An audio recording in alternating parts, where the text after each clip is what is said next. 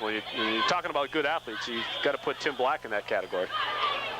A guy who on the basketball team was 6'2", but often played much taller than that, and the way he was able to give himself prime position under the boards. And a physical player, which translates well into football. They had him listed as end, and I really would have enjoyed, and maybe I'll get a chance to enjoy later in the season. Timmy rolling off the end. He's got to play Russ Francis type of tight end. Play action.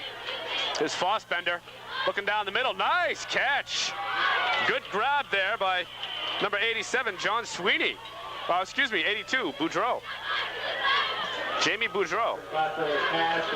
Believe it or not, I think that pass was actually intended for Craig McKenna. Boudreau's got good hands, and he showed it. That time you saw a tip. The ball was tipped somewhere in the secondary and flew perfectly into the hands of Boudreau. Timeout, Trinity. I believe that's the first completion Fossbender has.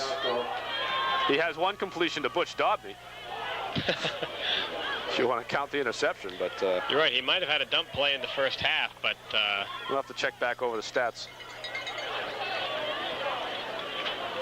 And that really, at any rate, that's the first time we've seen him play action where he's actually got an effective line drive pass off. Even though that one was tipped, at least it was thrown hard in the direction.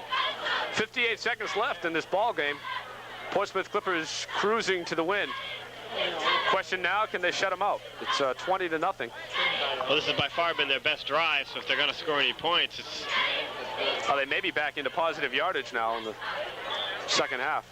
A lot of Friday night action going on tonight. Milford opening in Central, Merrimack at Memorial. Salem is in Nashua, and West is at Spalding just up the road.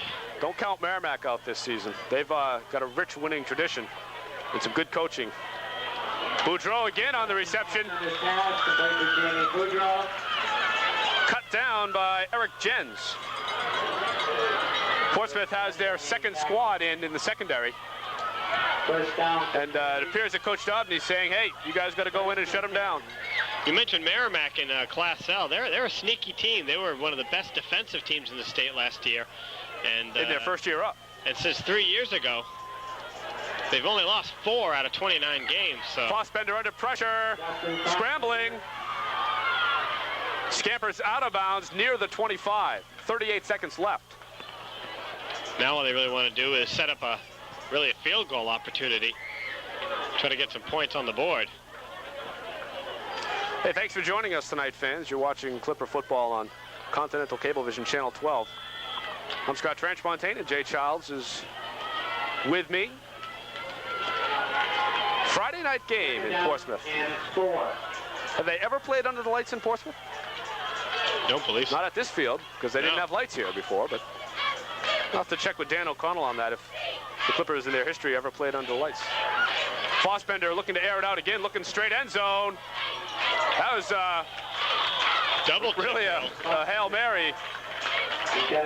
Boudreau, who has several inches. Roy and Jens. On Roy and Jens. And Jens listed at 5'4", skying to be in on that tip drill.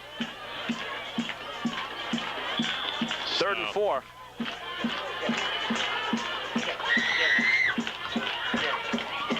Had a correction from our public address announcer, Dwayne Frank. It's Gens. Gens. Let's not make that mistake again. Whitmire and Gens. Dwayne's going to whip us with the mic cord. That's right. Hey, opening night jitters, right? There goes Fossbender again.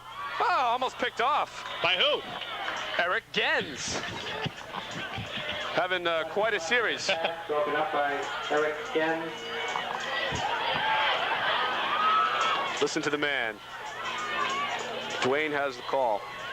Well, if they're going to get some points on the boards, they basically got to do it now on 4th down. 25 seconds left. But 4th and 5 coming up.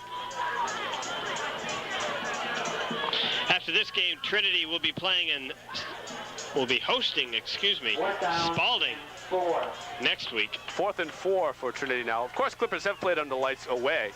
My question is whether they've played under the lights at home ever in their history.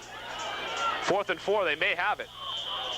Actually, if I remember correctly, two of the more entertaining games we saw last year were under the lights. The game in Spalding, and the game against Dover, where they almost gave it away in the fourth quarter. They didn't get it. Ball goes back to Portsmouth. So it appears, barring any unforeseen turnovers, that the Clippers will have their shutout. And you can see that's on the mind of every defensive player coming off the field as they are pumped. Don't think Portsmouth has to run a play, Jay. It's down to 5 seconds. There it is. The new scoreboard tells the story. Portsmouth Clippers running roughshod over the Trinity Pioneers. 20 to nothing. Thank you, ladies and gentlemen, for celebrating. That's our final score. We'll be back with a player of the game and a post-game wrap-up right after this. Stay with us.